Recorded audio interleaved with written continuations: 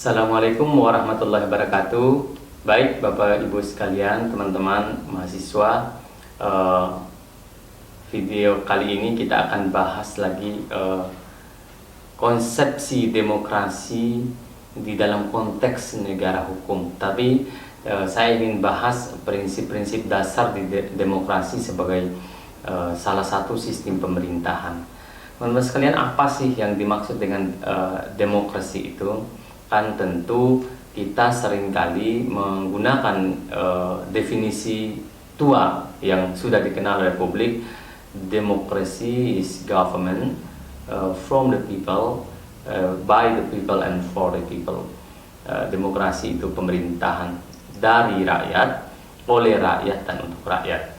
Karena demokrasi adalah pemerintahan dari rakyat oleh rakyat, maka ada giumnya memang demokrasi itu menganggap bahwa suara rakyat itu adalah suara Tuhan. Maka disebut Vox Populi Vox Dei. Suara rakyat adalah suara Tuhan. Itu di dalam dan demokrasi. Teman-teman sekalian, sebagai salah satu sistem pemerintahan, demokrasi ini dianggap sebagai satu sistem yang paling mungkin diterapkan di tengah-tengah masyarakat karena memberikan kebebasan berbicara, kebebasan berpendapat, kebebasan berserikat, memberikan hak-hak yang fundamental rights, hak-hak dasar warga negara, hak-hak dasar manusia itu diberi dan dijamin di dalam demokrasi. Dan pemerintahan yang dijalankan dengan cara-cara demokratis adalah pemerintahan yang juga mendengarkan apa yang dikehendaki oleh publik melalui diskusi, melalui musyawarah, melalui pengambilan keputusan dengan cara-cara yang wajar, cara-cara yang equal, cara-cara yang adil bagi semua pihak, sehingga tidak ada yang dirugikan di dalam konteks pengambilan keputusan di dalam demokrasi. Sidney Hook misalnya mengatakan bahwa demokrasi adalah bentuk pemerintahan di mana keputusan pemerintah yang penting secara langsung didasarkan pada kesepakatan mayoritas. Jadi konsepsi majoritarianisme di dalam demokrasi jadi penting karena salah satu aspeknya adalah kehendak mayoritas itu sangat penting selain kualitas di dalam demokrasi. Teman-teman sekalian, kehendak bebas rakyat dijamin oleh konstitusi, dijamin oleh hukum, dijamin oleh rule di dalam demokrasi. Karena itu rakyat sebagai atau warga negara memiliki kebebasan yang secara konstitusional diatur di dalam demokrasi. Dalam demokrasi itu ada kebebasan tapi ada pembatasan. Maksudnya adalah Anda bebas sebenarnya, prinsip dasar manusia itu ketika lahir kan adalah manusia alami, human nature gitu ya, manusia alami yang memang berkehendak bebas. Tetapi kan ada giumnya manusia dilahirkan dalam keadaan bebas, tapi di mana-mana terikat. Artinya kelahiran manusia itu memang prinsip dasarnya adalah kebebasan, bebas begitu. Lalu oleh karena dia hidup dalam ruang sosial, hidup di tengah orang lain, maka kebebasan itu dibatasi oleh kebebasan orang lain. Teman-teman sekalian, konsep lain misalnya mengatakan demokrasi itu adalah sistem pemerintahan di mana pemerintah dimintai pertanggungjawaban terhadap tindakan-tindakannya di wilayah publik. Siapa yang meminta pertanggungjawaban?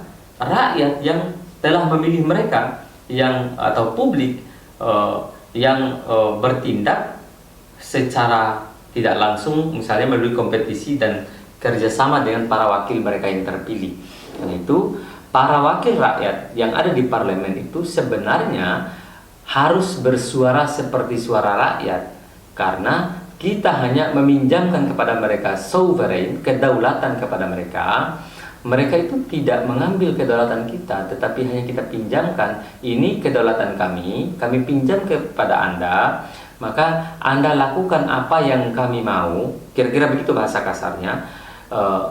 Lakukan apa yang kami mau, dengarkan apa yang kami ucapkan, lakukan apa yang kami kehendaki. Dalam konteks ini ada rule, ada aturan main yang diatur oleh hukum, yang diatur oleh konstitusi, sehingga perbuatan representatif ini, perbuatan perwakilan yang dilakukan oleh anggota DPR ini, oleh anggota parlemen misalnya melalui lembaga perwakilan, itu adalah merupakan cerminan dari perbuatan rakyat. Itu adalah merupakan cerminan atau kehendak dari kehendak rakyat. Jadi ada political will, kehendak politik anggota parlemen sebagai bagian dari konsepsi demokrasi perwakilan haruslah mencerminkan perilaku dan tindakan yang merupakan kehendak dari rakyat. Kehendak rakyat ini ya misalnya dalam konteks undang-undang omnibus law ini misalnya terkait dengan banyak hal, ketenaga kerjaan, pendidikan dan seterusnya. Jadi tidak boleh close, tertutup pembahasannya, tidak boleh kita tidak tahu naskahnya, karena peraturan perundang-undangan itu dibuat haruslah atau wajib mendengarkan partisipasi masyarakat. Itu diatur di Undang-Undang 12 tahun 2011 Junto 15 2019 tentang peraturan perundang-undangan, pembentukan peraturan perundang-undangan. Artinya tindakan atau perbuatan wakil rakyat di dalam konteks demokrasi perwakilan itu haruslah mendengarkan apa yang dikehendaki oleh rakyat. Teman-teman sekalian, karena itu hakikat demokrasi itu yang penting dan pertama adalah bahwa pemerintahan itu dari rakyat. Iya, jelas bahwa pemerintahan yang berarti bahwa pemerintahan itu legitimate, government legitimate itu kalau rakyat itu legitimasinya, kalau rakyat itu berkehendak terhadap pemerintahan itu. Kan kalau dalam pemilu kalau rakyat tidak kasih suara, kekuasaan nggak mungkin diperoleh. Dan celakanya suara rakyat itu dimanipulasi oleh partai politik ketika anggota-anggota partai politik yang duduk di parlemen tidak mendengarkan suara rakyat, tidak mendengarkan atau tidak membuka kembali lembaran janji-janjinya ketika kampanye. Akibatnya demokrasi menjadi culas, demokrasi tidak lagi untuk kepentingan rakyat. Jadi demokrasi. Jadi orang selalu memplesetkan jadi demokrasi. Teman-teman sekalian, yang kedua gitu ya, selain pemerintahan dari rakyat, hakikat demokrasi yang kedua itu adalah pemerintahan oleh rakyat. Ya, mestinya bahwa kekuasaan itu karena atas nama rakyat, maka penyelenggaraan kekuasaan baik eksekutif, legislatif maupun yudikatif haruslah berdasarkan prinsip-prinsip yang diinginkan oleh rakyat. Itu penting. Ya, tentu saja tetap ada rule yang mengatur itu, tetapi rule itu tidak boleh dimanipulasi. Itu yang ketiga adalah pemerintahan. Pemerintah itu, hakikat demokrasi yang ketiga itu adalah pemerintahan itu untuk rakyat. Jadi semua keputusan, semua kebijakan, semua tindakan yang diambil oleh pemerintah di dalam konteks negara demokrasi harus kembali kepada rakyat, bukan kepada kelompok oligarki, klan politik, handai tulan politik, bukan.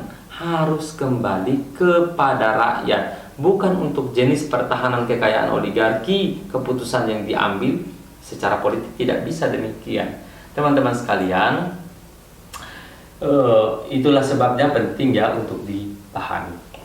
Di dalam kuliah ini juga saya ingin sampaikan tentang beberapa macam ya, meskipun ini pembagian-pembagian yang luas yang bisa juga dibantah oleh yang lain, tapi ini hanya saya ingin mengantar saja kepada teman-teman mahasiswa.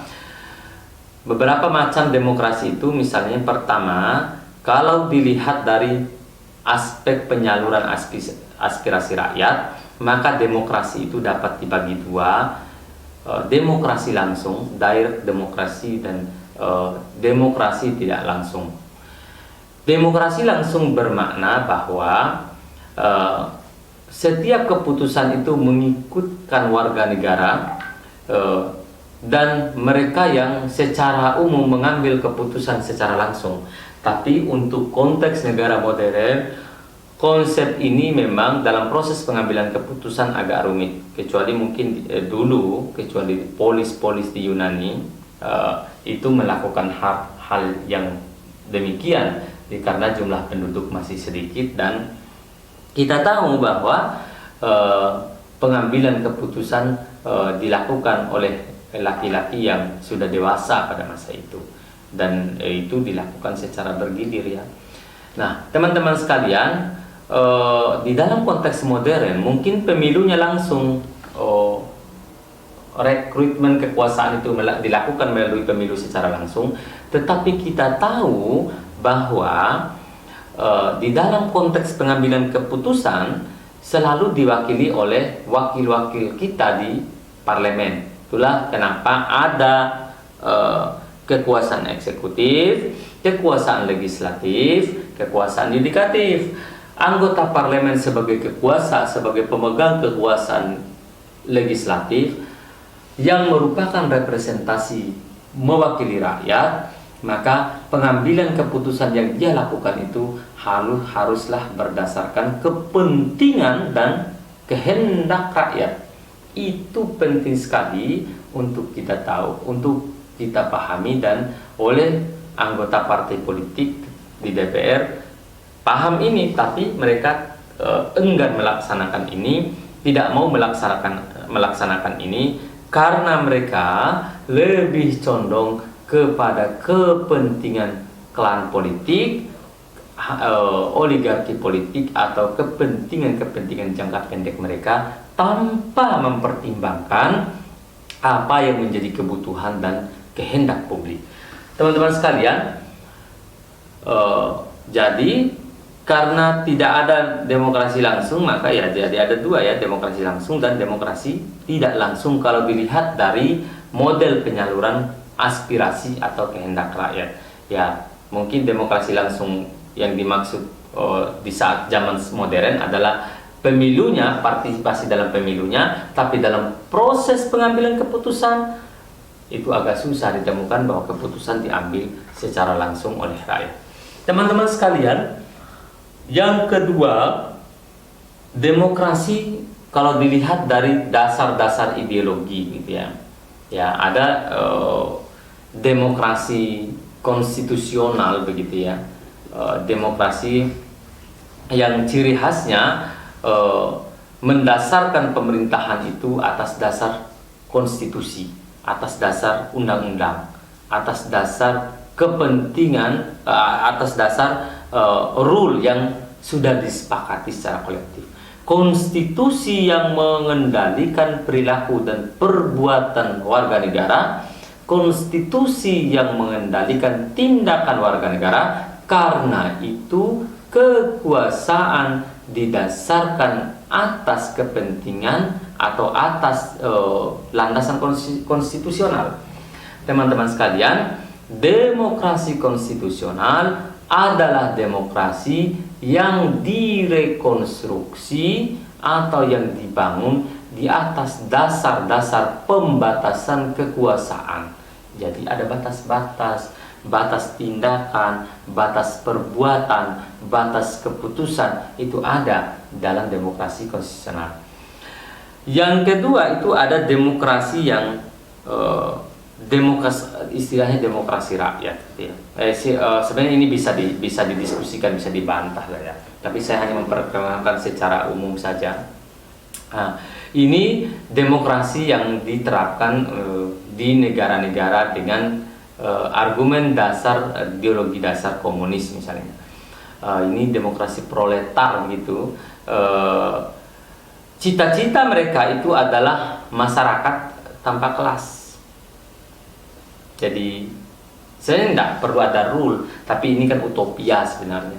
Utopianya adalah karena negara tanpa kelas, masyarakat tanpa kelas masyarakat tanpa kelas yang dimaksud itu adalah masyarakat yang sudah seluruh haknya diambil oleh negara. Jadi kelas dominan itulah negara. Jadi negara tanpa kelas itu utopia, karena yang tampil sebagai kelas dominan itu pasti negara di dalam konteks ini. Karena negara yang tampil sebagai kelas dominan, maka saudara-saudara sekalian jelas, jadi otoriter pasti. Ini seperti konsep negara yang diinginkan oleh Thomas Hobbes. Misalnya Leviathan itu berbicara soal monster raksasa yang diceritakan dalam Perjanjian Lama. Monster ini akan memakan seluruh makhluk lain yang berjalan berhadapan dengannya, dan monster yang dimaksud sebenarnya adalah negara. Rivalitas terhadap negara akan dihabisi oleh negara sebagai monster, dan ini tidak boleh terjadi kalau di dalam konteks demokrasi. Teman-teman sekalian, yang ketiga itu kalau demokrasi, kalau dilihat dari titik perhatiannya, maka ada yang disebut dengan demokrasi formal, yakni demokrasi yang menjunjung tinggi hak-hak di bidang politik, gitu ya, tanpa disertai upaya untuk menguranginya dan atau menghilangkan kesenjangan di bidang ekonomi. Dalam arti begini, di negara-negara demokrasi liberal jelas bahwa kesetaraan, equality itu menjadi catatan penting, bukan catatan pinggir di dalam demokrasi. Kesetaraan setiap warga negara, baik di hadapan pemerintahan maupun di hadapan hukum, itu sama saja semua, siapapun itu. Karena itu jaminan kebebasan, jaminan keadilan, jaminan kesetaraan di dalam konteks demokrasi formal itu jelas-jelas dijamin di dalam aturan negara-negara itu. Teman-teman sekalian, yang kedua adalah demokrasi material. Yang disebut demokrasi material itu adalah demokrasi yang menitik beratkan upaya-upaya menghilangkan perbedaan dari sisi ekonomi. Kalau yang tadi menghilangkan perbedaan dari sisi aspek politik, demokrasi material ini adalah merupakan demokrasi yang mengupayakan menghilangkan perbedaan dari aspek-aspek ekonomi, sedangkan aspek politiknya kurang diperhatikan, kurang diakomodasi lah. Ciri khas demokrasi material ini ya negara-negara komunis begitu. Demi kepentingan ekonomi, mereka menghilangkan hak-hak kebebasan sipil, hak asasi manusia kadang-kadang tidak penting bagi mereka. Dan ini demokrasi otoriter gitu. Bukan demokrasi sih, ini otoritarianisme sebenarnya. Demokrasi-demokrasi di negara-negara komunis itu sebenarnya. Nah, jadi ada juga demokrasi yang mengambil kebaikan dari dua bentuk demokrasi tadi. Jadi namanya demokrasi formal. Mungkin ini disebut oleh Anthony Giddens dengan jalan ketiga demokrasi sosial. Tidak mengambil aspek buruk dari kapitalisme, juga tidak mengambil aspek buruk dari sosialisme komunisme. Jadi memadukan aspek baik dari kedua-duanya, sehingga tidak ada lagi pertentangan secara vis antara demokrasi yang dianut di negara-negara liberal dengan demokrasi yang dianut di negara-negara komunis atau sosialis. Teman-teman sekalian, menurut Sklar, demokrasi itu setidaknya ada 5 macam. Yang pertama adalah demokrasi liberal. Demokrasi liberal adalah demokrasi atau pemerintahan yang dibatasi oleh undang-undang dan ada pemilu yang diselenggarakan dalam waktu yang ajak. Jadi ada pemilu untuk pergantian kekuasaan, Pemilu ini penting agar kekuasaan tidak panjang usianya, karena kekuasaan yang panjang usianya akan cenderung otoriter. Itulah sebabnya ada pembatasan kekuasaan di dalam konteks demokrasi liberal. Oke, yang kedua menurut Sklar adalah demokrasi terpimpin. Nah, mereka percaya pada demokrasi ini, para pemimpin percaya bahwa tindakan mereka dipercayai oleh rakyat, tapi mereka menolak persaingan dalam pemilu. Mereka tidak mau pemilu dalam konteks ini ya. Tapi mereka merasa bahwa tindakan mereka itu harus dipercaya oleh rakyat. Gimana ya? Jadi itulah sebabnya kenapa demokrasi terpimpin ini cenderung otoriter, karena mau memaksakan kehendak agar rakyat percaya terhadap apa yang dilakukan oleh pemerintah, oleh penguasa, maka mereka memaksakan kehendaknya. Dalam konteks ini teman-teman sekalian, pemilu mereka menolak pemilu, nggak mau mereka pemilu. Karena mereka menolak pemilu, maka yang terjadi adalah karena mereka menolak pemilu, maka yang terjadi adalah kekuasaan menjadi cenderung cenderung agak otoriter sedikit, ya tidak sedikit sih, bisa banyak-banyak otoriternya. Yang ketiga teman-teman sekalian adalah demokrasi sosial. Apa itu demokrasi sosial? Yakni demokrasi yang menaruh rasa kepedulian atau egalitarianisme itu penting, dan ini sebagai prasyarat bagi terbangunnya kepercayaan publik terhadap pemerintah. Teman-teman sekalian, kita tahu bahwa demokrasi demokrasi itu seharusnya memang mengkonstruksi sikap atau watak egalitarianisme.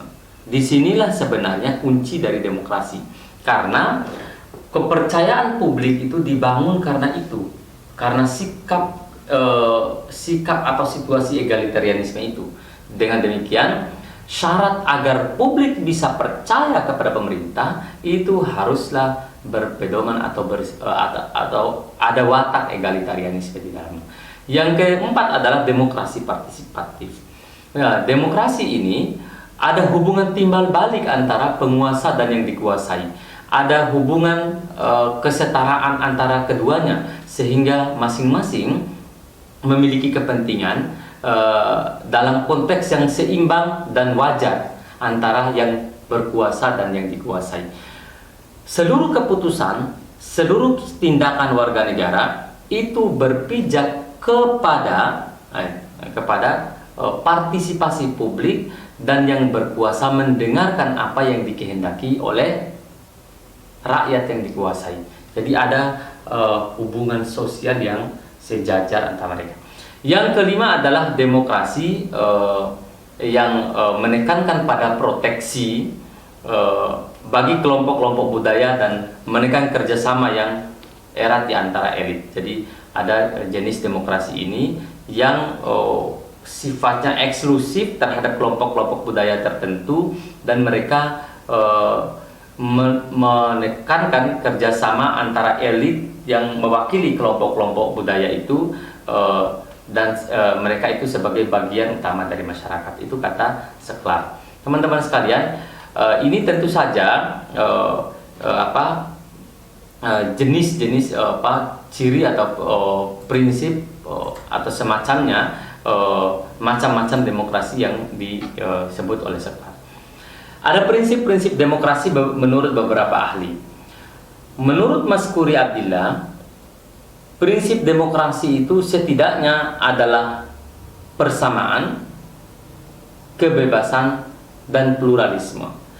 Prinsip persamaan ini menjadi prinsip yang paling penting di dalam demokrasi, teman-teman sekalian. Selain Mas Khoury Abdillah, juga Robert Dahl ini sering kali dipakai. Robert Dahl ini menyebutkan bahwa prinsip dalam demokrasi itu yang pertama adalah kontrol atas keputusan pemerintah. Jadi semua keputusan pemerintah harus dapat dikontrol, diawasi, baik kontrol formal melalui lembaga legislatif parlemen maupun kontrol sosial melalui oleh masyarakat, atau bisa kontrol yudisial melalui lembaga peradilan, bisa kontrol budgeting melalui pengawasan keuangan oleh lembaga pengawas keuangan. Jadi ada jenis-jenis kontrol yang dilakukan terhadap kekuasaan agar kekuasaan ini tidak bertindak tanpa batas, tidak melampaui batas, atau tidak bertindak sewenang-wenang, tidak melampaui wewenang, atau tidak mencampur adukan wewenangnya. Maka dia harus dikontrol oleh sebuah mekanisme politik. Ada mekanisme politik itu oleh DPR, melalui mekanisme yudisial oleh lembaga peradilan, melalui mekanisme sosial oleh masyarakat, melalui mekanisme finansial oleh lembaga pengawas keuangan. Yang kedua kata Dahl adalah pemilihan yang teliti dan jujur, pemilihan yang fair. Nah, pemilu adalah syarat pembentukan kekuasaan yang paling otoritatif untuk melahirkan pemerintahan yang demokratis. Mau tak mau kita harus bilang begitu, karena melalui pemilulah kita akan memilih siapa yang akan memimpin kita dan siapa yang akan memilih jabatan-jabatan publik tertentu di pemerintahan melalui parlemen. Karena itu maka pemilu harus diselenggarakan dengan baik, dengan teliti dan dengan jujur agar prinsip-prinsip demokrasi itu terpenuhi. Pemenuhan prinsip demokrasi salah satunya harus dilakukan via pemilu yang adil, via pemilu yang jujur, via pemilu yang teliti, via pemilu yang diselenggarakan secara objektif. Yang ketiga, prinsip demokrasi menurut Dahl itu adalah hak memilih dan dipilih di antara warga negara. Jadi, warga negara memiliki hak untuk memilih dan dipilih. Karena dengan memilih dan dipilih, maka jelas mereka punya hak yang sama sebagai warga negara di dalam konteks negara demokrasi. Yang keempat adalah kebebasan menyatakan pendapat tanpa ancaman. Jadi ada kebebasan yang dimiliki oleh seseorang atau individu atau kelompok atau serikat atau organisasi, dan mereka harus dijamin tanpa ancaman oleh konstitusi, di mana jaminan ini harus diberikan oleh negara, wajib diberikan oleh negara kepada individu atau kelompok yang hendak menyatakan pendapatnya, Yang kelima adalah kebebasan mengakses informasi. Jadi informasi-informasi publik itu dapat diakses oleh warga negara terkecuali informasi-informasi publik yang dikecualikan, yang diatur oleh peraturan perundang-undangan. Misalnya informasi publik yang bisa membahayakan negara itu nggak boleh, informasi intelijen negara itu tidak boleh dibocorkan. Nah, artinya informasi-informasi publik yang secara umum tentang penyelenggaraan pemerintahan dan seterusnya itu atau bisa diakses oleh publik. Dan yang keenam kata Dahl adalah kebebasan berserikat. Jadi berorganisasi, berserikat, berkumpul itu adalah merupakan itu harus dijamin, dan itu merupakan prinsip yang dipakai di dalam negara-negara demokrasi. Kecuali Anda mau disebut bukan negara demokrasi, maka silakan halangi orang berserikat dan berkumpul. Kalau Anda mau dianggap tidak demokrasi, maka ancam dan tekan orang-orang yang menyatakan pendapat di muka umum seperti demonstrasi. Jangan dong orang yang berdemonstrasi dipukuli, kemudian dikejar-kejar, dianiaya, dan ini adalah merupakan sikap negara yang anti demokratis, dan ini tidak memenuhi prinsip-prinsip negara demokrasi seperti yang dikatakan oleh Robert Dahl. Teman-teman sekalian, lain lagi menurut Blau misalnya ada 5 nilai universal demokrasi menurut dia. Nilai yang pertama itu adalah kebebasan dan otonomi. Jadi ada kebebasan individu dan otonomi individu di dalam demokrasi, dan itu dijamin oleh hukum dan konstitusi di dalam negara itu. Ciri hukum dan konstitusi yang demokratis itu kalau dia menjamin kebebasan dan otonomi. Itulah sebabnya kenapa mata kuliah ini gabungan antara negara hukum dan demokrasi. Teman-teman sekalian, yang kedua itu adalah kata Blau adalah persamaan, equality. Ada persamaan antara warga negara, dan equality ini penting untuk dipahami agar agar negara bisa memberikan peluang yang sama, akses yang sama, sikap yang sama terhadap semua orang dengan kasus yang juga sama, status yang sama, dan seterusnya yang diatur oleh hukum dan konstitusi. Meskipun statusnya berbeda, bukan status yang sama, tadi salah saya. Statusnya beda, kaya, miskin, dan seterusnya, tidak peduli. Dia harus diperlakukan sama bila hukum yang menentukan tindakan itu juga sama. Yang ketiga itu adalah representasi, perwakilan. Demokrasi itu memiliki nilai perwakilan. Tentu karena tadi sudah dibahas di yang pertama sebelumnya, bahwa salah satu nilai demokrasi atau prinsip demokrasi itu adalah keterwakilan. Yang keempat adalah majority rule. Kekuasaan itu ada pada mayoritas. Ya, makanya kan ada istilah demokrasi majoritarian. Jadi suara publik yang mayoritas itulah yang menang, gitu ya. Yang memimpin, kira-kira begitu. Jadi ada mekanisme bahwa suara terbanyak atau suara majoritarian itu yang diterima sebagai kebenaran di dalam demokrasi. Jadi sebagai pemenang misalnya jika itu dalam sebuah pertandingan. Yang kelima itu adalah jaminan kewarganegaraan. Ini penting teman-teman sekalian di dalam memahami konsepsi demokrasi. Lain lagi menurut Rizwanda Imawan menyebut prinsip demokrasi itu ada 3. Yang pertama, demokrasi yang deliberatif yang mengutamakan musyawarah dan mufakat. Yang kedua, demokrasi substantif, yakni demokrasi yang mengena ke akar masalah yang secara substantif. Jadi kan demokrasi itu biasa dibagi 2 ya, kualitatif, kuantitatif. Demokrasi substantif itu disebut kualitatif, demokrasi kuantitatif itu disebut demokrasi formal. Demokrasi yang hanya memenuhi standar 50% plus 1 itu yang menang. Itu demokrasi kuantitatif. Di samping itu perlu nilai, substansinya apa? Nilai itu tadi yang dibahas sebelah tadi. Nah, di dalam konteks lain tadi kan yang pertama tadi saya sebut Rizwanda Imawan itu adalah demokrasi deliberatif itu adalah mengutamakan musyawarah, percakapan warga antara warga yang satu dengan warga yang lain, bermusyawarah menyelesaikan urusan-urusan bersama dan pengambilan keputusan didasarkan pada permusyawaratan. Itulah sila keempat Pancasila. Teman-teman sekalian, yang ketiga itu adalah partisipasi yang melibatkan seluruh rakyat di dalam model-model pengambilan keputusan. Jadi meskipun ini sudah tidak mungkin dilakukan di demokrasi modern, tetapi di dalam konteks pemilu, rakyat itu berpartisipasi langsung. Rakyat diberi akses untuk memilih dan tidak memilih orang-orang tertentu yang tidak mereka kehendaki.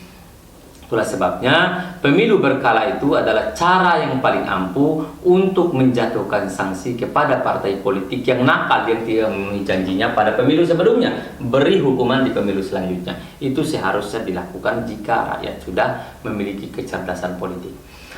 Teman-teman sekalian, menurut Amin Rais itu ada 8 parameter untuk mengukur negara itu demokratis atau tidak. Yang pertama kata beliau adalah adanya partisipasi dalam pembuatan keputusan. Ini penting sekali karena belakangan ini sikap ruang partisipasi ini oleh negara ditutupi. Karena oleh negara menutupi ruang partisipasi, maka terjadi gejolak, terjadi perlawanan, terjadi demonstrasi. Karena dalam proses pembuatan keputusan seperti pembentukan undang-undang, partisipasi publik ini dibatasi oleh negara. Negara tidak membiarkan partisipasi publik ini menjadi terbuka sepenuhnya. Yang kedua adalah distribusi pendapatan secara adil. Nah, inilah tugas negara kesejahteraan sebenarnya, mendistribusi pendapatan secara adil. Karena yang kaya tidak boleh juga menumpuk kekayaan dan dengan menghalalkan segala cara. Jadi ada distribusi pendapatan secara adil yang diatur oleh negara-negara yang akan mendistribusi pendapatan secara adil. Yang ketiga, kesempatan memperoleh pendidikan. Saudara-saudaraku sekalian, teman-teman mahasiswa, memperoleh pendidikan ini kalau di konstitusi kita sudah diatur pendidikan wajib usia 9 tahun. Lalu yang keempat, ketersediaan dan keterbukaan informasi. Informasi publik itu disediakan dan dibuka, dan karena itu maka negara tidak boleh menutup informasi. Tadi sudah dibahas ya. Selanjutnya adalah mengindahkan etika politik. Nah, Pak Amin ini bicara soal etika politik.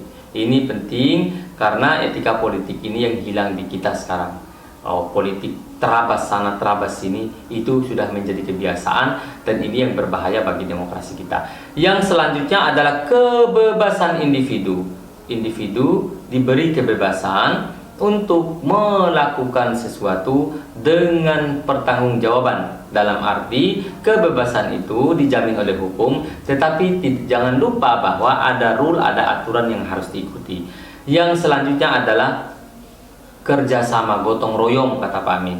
Gotong royong ini menjadi penting di dalam demokrasi karena inilah yang merupakan jantung dari demokrasi. Yang selanjutnya adalah hak rakyat untuk melakukan protes dan koreksi terhadap kekuasaan bila kekuasaan itu tidak lagi memiliki tidak memegang prinsip-prinsip dasar yang dipakai dalam demokrasi. Jadi pengambilan keputusan tertutup, pemerintah melenceng, korupsi, rakyat dikasih ruang untuk protes. Itu jalan akhir, kata Pak Amin ini. Kalau dilihat dari parameter demokrasi ini, artinya protes itu tidak selalu menjadi pilihan utama. Protes itu jalan terakhir setelah dilakukan semua tindakan tapi tidak berhasil. Teman-teman sekalian, prinsip-prinsip dasar ini sangat penting ketika kita kaitkan pula dengan konsepsi misalnya prinsip-prinsip di dalam konteks negara hukum, konteks demokrasi Pancasila kita.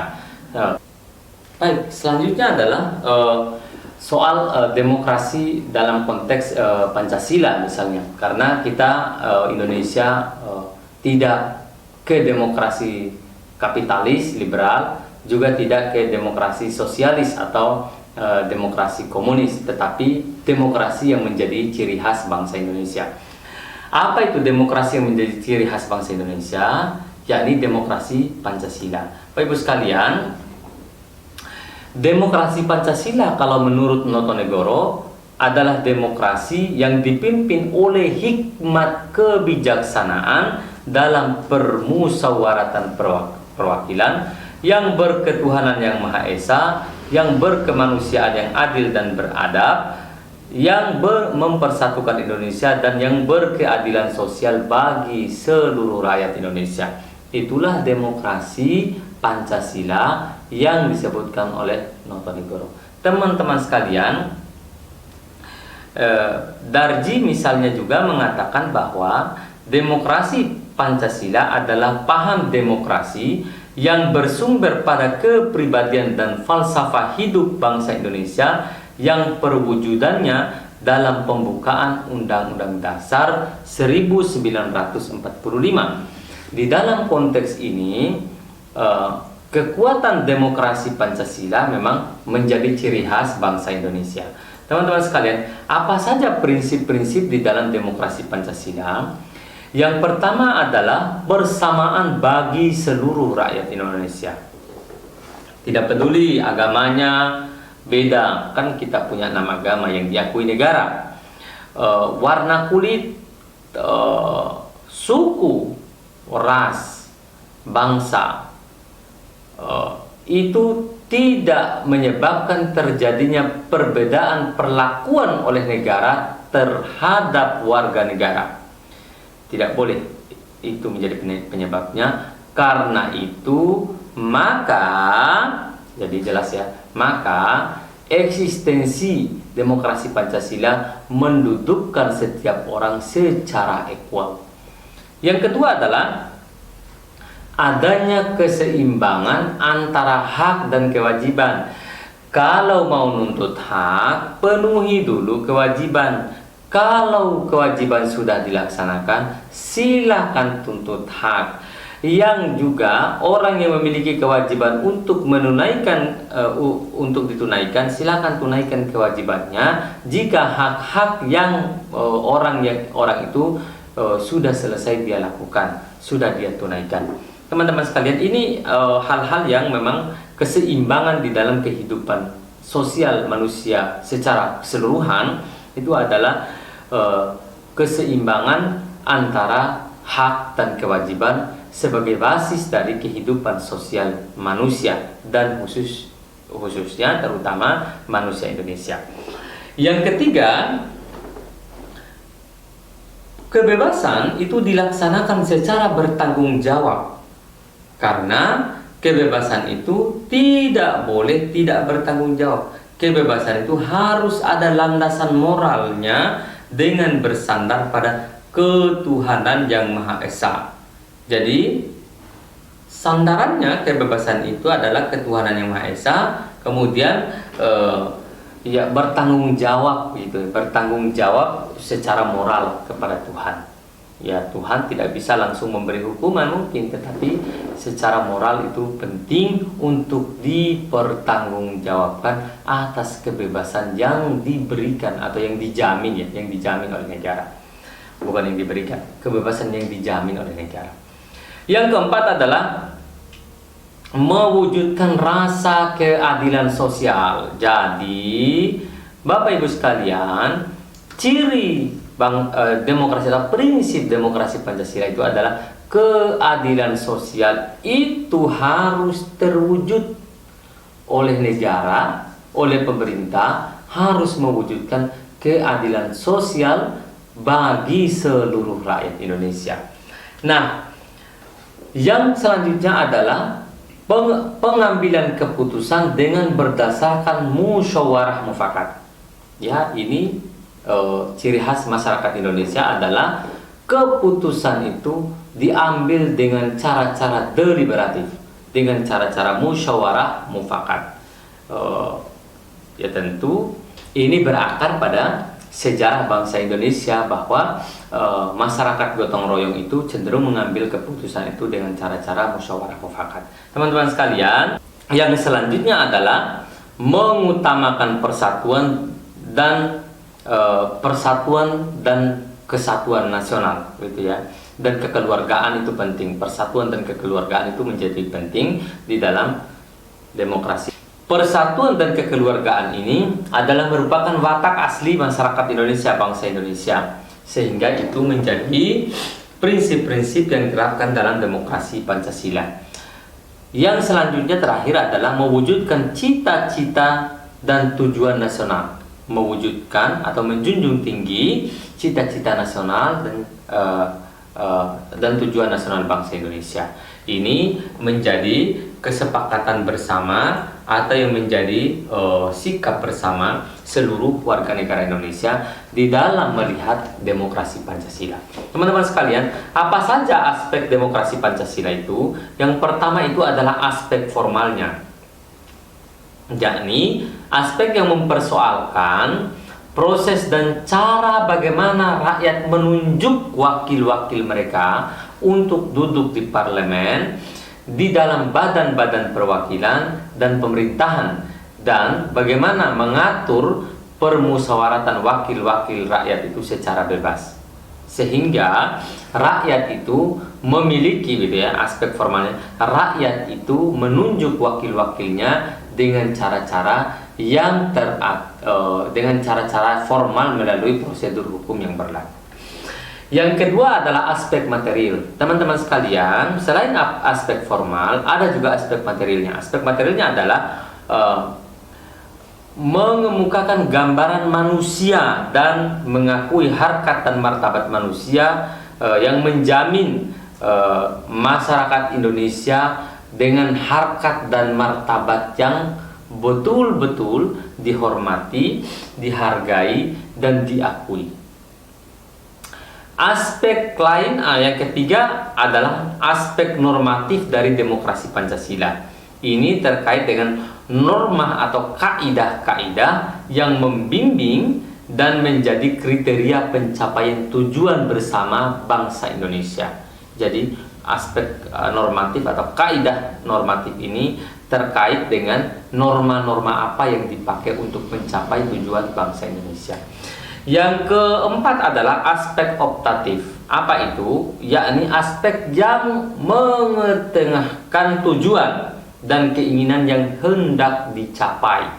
Jadi ada upaya mengetengahkan tujuan dan keinginan yang hendak dicapai itu yang disebut dengan aspek optatif. Aspek yang kelima adalah aspek organisasi dari demokrasi Pancasila, yakni mempersoalkan organisasi sebagai wadah pelaksanaan demokrasi Pancasila. Wadahnya sih dulu itu MPR ya, sebagai majelis tertinggi yang merupakan wakil-wakil rakyat yang direpresentasikan dan melaksanakan permusyawaratan untuk urusan-urusan rakyat. Keorganisasiannya ya, jadi tapi organisasi-organisasi masyarakat sipil, organisasi-organisasi kenegaraan, organisasi lembaga-lembaga negara secara formal juga sebenarnya melaksanakan fungsi ini atau aspek organisasi dari demokrasi Pancasila.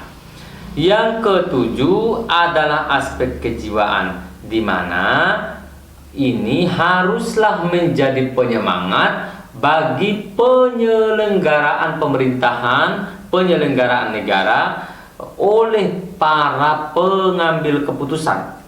Jadi haruslah menjadi jiwa, haruslah menjadi dasar, haruslah menjadi sikap bersama bagi seluruh pengambil keputusan, seluruh warga negara di dalam konteks demokrasi Pancasila.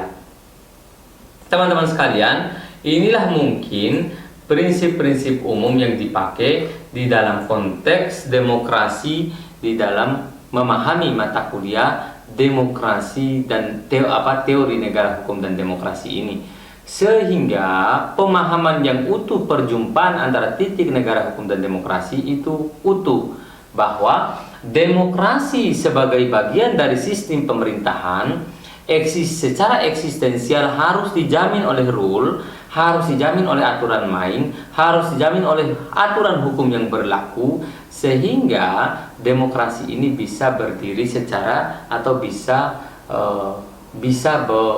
bekerja secara baik di dalam konteks ketatanegaraan Indonesia. Mungkin itu Bapak Ibu sekalian kuliah kita pada kali ini. Jangan lupa ya, agar saya bisa semangat terus membuat konten-konten mata kuliah, jangan lupa like, share, dan subscribe. Jangan lupa, mohon dibantu karena saya ingin mengembangkan mata kuliah ini di konten-konten YouTube selanjutnya. Terima kasih. Billahi fisabilillah, fastabiqul khairat. Wassalamualaikum warahmatullahi wabarakatuh.